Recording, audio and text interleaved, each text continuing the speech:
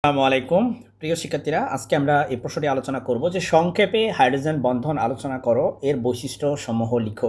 এই প্রশ্নটি তোমাদের সলিড স্টেট ফিজিক্সের অংশ। সলিড স্টেট ফিজিক্সের আমাদের যেই সলিড স্টেটের যে বন্ধন থাকে সেই বন্ধনের অংশ এটা, ঠিক আছে, সেই চ্যাপ্টারের অংশ।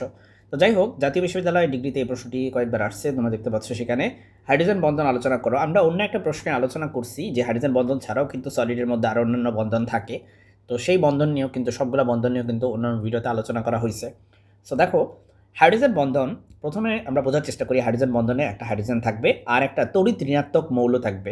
উদাহরণস্বরূপ ধরো তড়িৎ ঋণাত্মক মৌল ফ্লোরিন থাকতে পারে অথবা অক্সিজেন থাকতে পারে, এরা হচ্ছে তড়িৎ ঋণাত্মক মৌল। এবং অবশ্যই হাইড্রোজেন থাকবে, ঠিক আছে। এবং এটা একটা খুবই উইক ইন্টারাকশন। আরেকটা কথা বলি, হাইড্রোজেন বন্ধন কিন্তু মলিকুলার একটা ফোর্স, অর্থাৎ একটা অণুর সাথে আরেকটা অণুর বন্ধন হয় এই হাইড্রোজেন বন্ধন দিয়ে। এটা কিন্তু পরমাণু টু পরমাণু বন্ধন না, এটা অণু টু অণুর বন্ধন, অণুর সাথে অণুর বন্ধন, ঠিক আছে। ইংলিশে আমরা বলি মলিকুলের সাথে মলিকুলার ফোর্স এটা, বা bonding. So my dear students, আমরা এখানে সংজ্ঞাটা দেখতে পাচ্ছি। দেখো, কোনো অণুতে হাইড্রোজেন পরমাণু, দেখছো হাইড্রোজেন পরমাণু থাকতে হবে যদি উচ্চ তড়িৎ ঋণাত্মক। ফর এক্সাম্পল ফ্লোরিন একটা উচ্চ তড়িৎ ঋণাত্মক, অক্সিজেন একটা উচ্চ তড়িৎ ঋণাত্মক, নাইট্রোজেন একটা উচ্চ তড়িৎ ঋণাত্মক, ঠিক আছে। এরা হচ্ছে উচ্চ তড়িৎ ঋণাত্মক পরমাণু। এবং এদের সাথে কি করে সমযোজী বন্ধনে আবদ্ধ থাকে। সমযোজী বন্ধন বলতে এখানে আমরা দেখতে পাবো যে শেয়ার করার মধ্য দিয়ে তারা, আমরা একটু পরেই দেখতে পাবো যে এখানে ছবি আছে, দেখবো যে হচ্ছে হাইড্রোজেন আংশিক ধনাত্মক হয়ে যায় আর তড়িৎ ঋণাত্মক মৌলটি আংশিক ঋণাত্মক অংশে পরিণত হয়, ঠিক আছে। এটাই হচ্ছে হাইড্রোজেন বন্ধন। তাহলে আমি আবারও বলছি, হাইড্রোজেন বন্ধনের মধ্যে একটা হাইড্রোজেন পরমাণু থাকবে, এটি তড়িৎ ঋণাত্মক মৌল থাকবে, তারা হচ্ছে এরকম হতে পারে। এবং তারা হচ্ছে কি করবে, হাইড্রোজেনটা হচ্ছে আংশিক ধনাত্মক অংশ সৃষ্টি করবে আর তড়িৎ ঋণাত্মক মৌলটা আংশিক ঋণাত্মক অংশ সৃষ্টি করবে। তাহলে এখন তোমার হয়তো মিসকনসেপশন হইতে পারে যে সেটা কি এই হাইড্রোজেনের সাথে এই অক্সিজেনের কথা বলা হচ্ছে?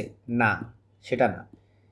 দেখো, এই হাইড্রোজেনের সাথে এই যে পানি, দুইটা পানির অণু আছে, এই হাইড্রোজেনের সাথে তোমার এই অক্সিজেনের একটা হাইড্রোজেন বন্ধন থাকে, বুঝছো?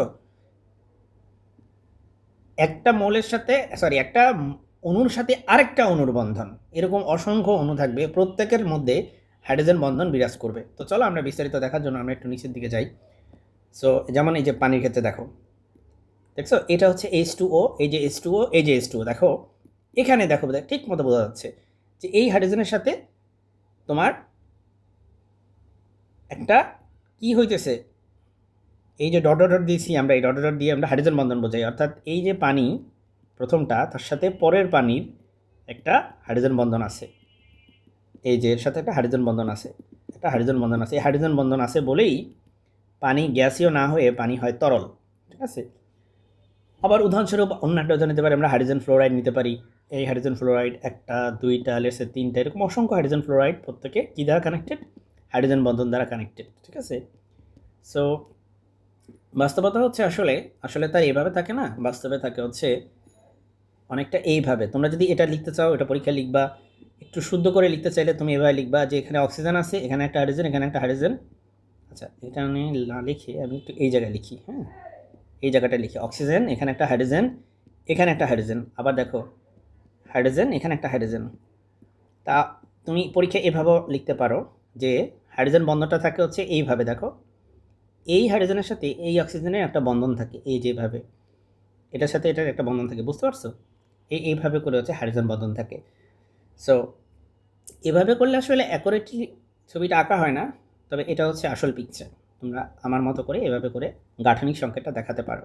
তাহলে হাইড্রোজেন বন্ধনটা দেখো ক্লিয়ারলি বোঝা যাচ্ছে, এই পানির অণুর সাথে এই পানির অণুর যে বন্ধন, সেটা কিন্তু হাইড্রোজেন বন্ধন।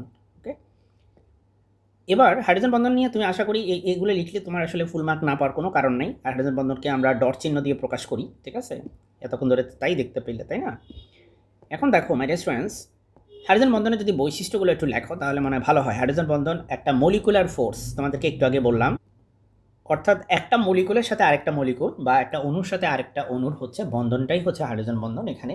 আর এটা একটা খুবই দুর্বল প্রকৃতির একটা বন্ধন। হাইড্রোজেন বন্ধনটা অত শক্তিশালী একটা বন্ধন না, খুবই দুর্বল। এটার বন্ড এনার্জি তুমি উল্লেখ করে দিতে পারো তারপরে হাইড্রোজেন বন্ধন হওয়ার জন্য অবশ্যই সেখানে হাইড্রোজেন থাকতেই হবে।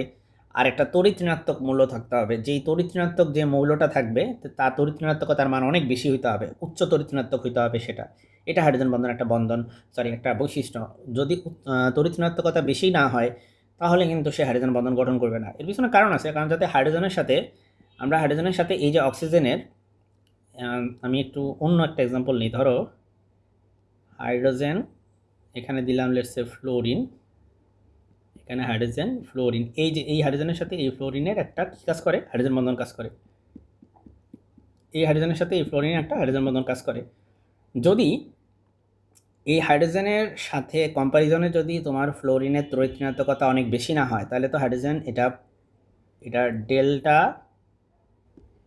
ডেল্টা প্লাস হবে না, ঠিক আছে, আর এটা হচ্ছে ডেল্টা মাইনাস হবে না। অর্থাৎ আংশিক তড়িৎ ঋণাত্মকতার যদি পার্থক্যটা অনেক বেশি থাকে তখনই হচ্ছে আংশিক ধনাত্মক আংশিক ঋণাত্মক অংশ তৈরি হয়। সো এই জন্য উচ্চ তড়িৎ ঋণাত্মকতা খুবই খুবই বড় একটা কন্ডিশন। হাইড্রোজেন বন্ধনে কিন্তু এরকম পজিটিভ সাইড নেগেটিভ সাইড তৈরি হয়, ঠিক আছে। এরপরে দ্বিমেরু বা ডাইপোল আকর্ষণের রূপ, এগুলো তুমি তোমার মতো করে লিখতে পারো। আমি মনে করি যে বৈশিষ্ট্য প্রথম 3টা লিখলেই হবে। আর এখানে গলনাঙ্ক স্ফুটনাঙ্ক লিখতে পারো, যে হাইড্রোজেন বন্ধন থাকার কারণে গলনাঙ্ক স্ফুটনাঙ্ক স্বাভাবিক থেকে বেশি হয়। একটু আগে বললাম যে যেমন হাইড্রোজেন সালফাইড আর পানি, এই দুইটার মধ্যে এটা গ্যাসীয় কিন্তু পানি কিন্তু তরল। কারণটা কি? দুইটাই কিন্তু তরল হওয়ার কথা ছিল, দুইটাই গ্যাসীয় হওয়ার কথা ছিল। পানি কেন তরল হবে? পানি তরল হওয়ার কারণ হচ্ছে এর ভিতরে হাইড্রোজেন বন্ধন আছে, এই জন্য পানি তরল হয়েছে, নাহলে পানিও হচ্ছে তোমার গ্যাসীয় হইতো, ঠিক আছে। তারপরে তুমি দেখো গলনাঙ্ক স্ফুটনাঙ্ক বেশি এই কারণেই হয়েছে, কারণ হাইড্রোজেন সালফাইডের মধ্যে কিন্তু কোনো প্রকার তোমার হাইড্রোজেন বন্ধন নেই। সো এই পয়েন্টগুলো লিখলে আশা করি হয়ে যাবে। বাকিগুলো লিখতে পারো, কিছু পয়েন্ট এক্সট্রা দেওয়া আছে এখানে আরও কিছু পয়েন্ট দেওয়া আছে। সো এই হচ্ছে আজকের আলোচনা। আশা করি এভাবে লিখলে তুমি পরীক্ষা ফুল মার্ক পাবা। আসসালামু আলাইকুম।